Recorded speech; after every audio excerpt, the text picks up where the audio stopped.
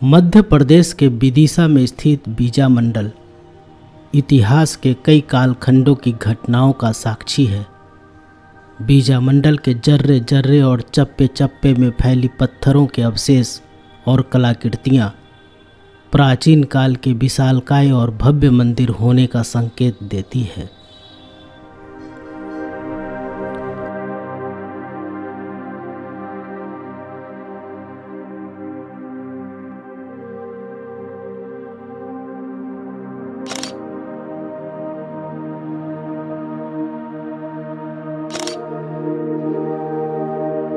पुरातत्व शास्त्री कर्निंघम ने 1875-76 में रॉयल एशियाटिक सोसाइटी जर्नल की report the tour of Bundelkhand and Malwa के वॉल्यूम 10 में बीजा मंडल का जिक्र करते हुए लिखा है कि प्राचीन भीलसा शहर के अंदर पत्थरों की बनी एक मस्जिद देखने को मिली है जिसे विजय मंदिर कहा जाता है, जो मूलतः हिंदू देवी विजया का मंदिर है। 78.5 फीट लंबे और 26.5 फीट चौड़े इस मंदिर की छतें 4 कतारों वाली चौकोर स्तंभों पर टिकी है, जिसमें सामने की ओर 13 दरवाजे हैं जो एक बृहत आकार वाली आधार पर खुलती है।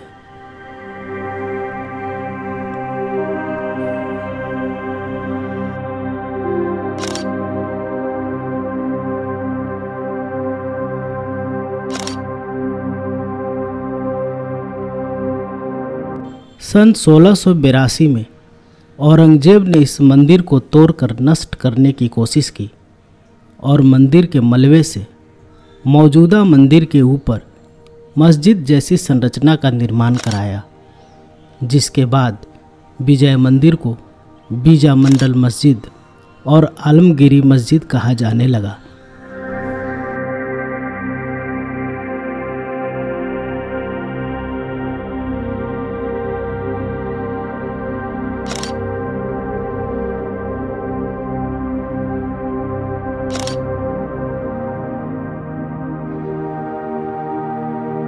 सन 1991 में विदिशा में आई भारी बारिश में मस्जिद की दीवारें ढह गई, जिसके फलस्वरूप मंदिर के अवशेष चारों तरफ बिखर गए।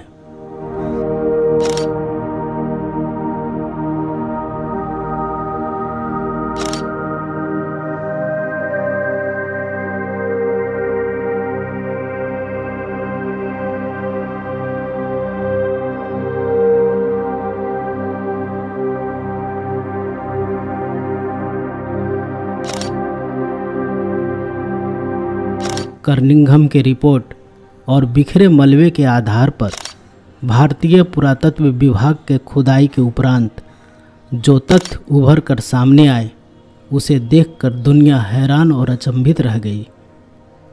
पुरातत्ववेत्ताओं के सामने एक विशालकाय और भव्य मंदिर के अवशेष दिखाई दिए, जो काफ़ी बड़े क्षेत्र में फैले थे।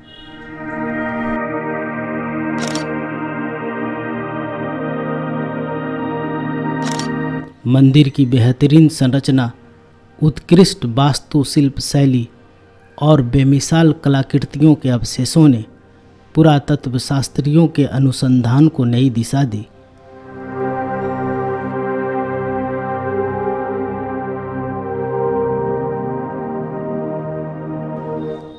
अनुसंधानकर्ताओं के अनुसार अष्टकोणीय आकार वाली मंदिर का निर्माण भूमिजा शैली में की गई थी, जो परमार राजवंश की मंदिर निर्माण शैली मानी जाती है।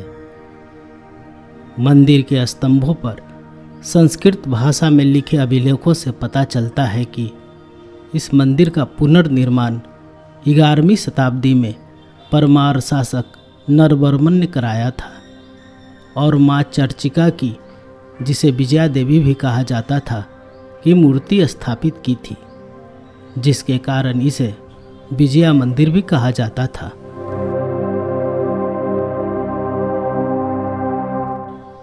लेकिन मंदिर के पास मिले बालुई और उसके स्तंभों पर श्री कृष्ण के बाल लीलाओं की कलाकृतियों के आधार पर इस मंदिर का निर्माण चालुक्य वंश के शासक कृष्णा ने भेल्ला स्वामिनी मंदिर के रूप में कराया था, जो सूर्य देव को समर्पित था, जिसका पुनर्निर्माण 11वीं शताब्दी में परमार शासकों ने कराया।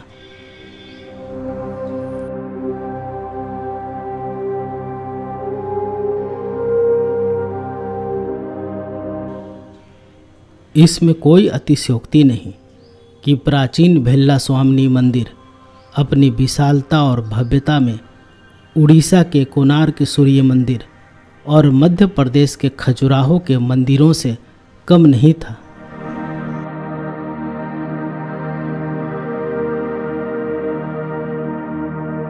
मंदिरों से प्राप्त कलाकृतियों में कीर्तिमुख की कलाकृति उत्कृष्ट परमार शैली का उदाहरण है।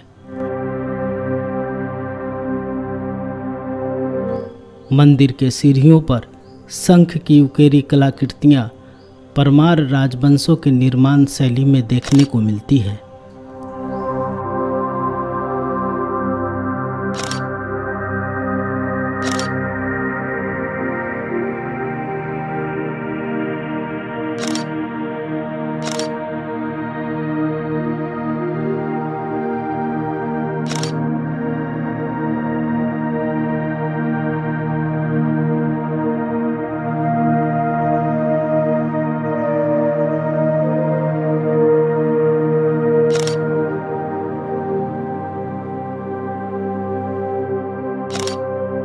यद्यपि यह भव्य मंदिर मुग़ल शासक इल्तुतमिश, अलाउद्दीन खिलजी, बहादुर शाह और औरंगजेब के आक्रमणों का शिकार हुआ, लेकिन फिर भी अपने अस्तित्व को बचा पाने में सफल रहा।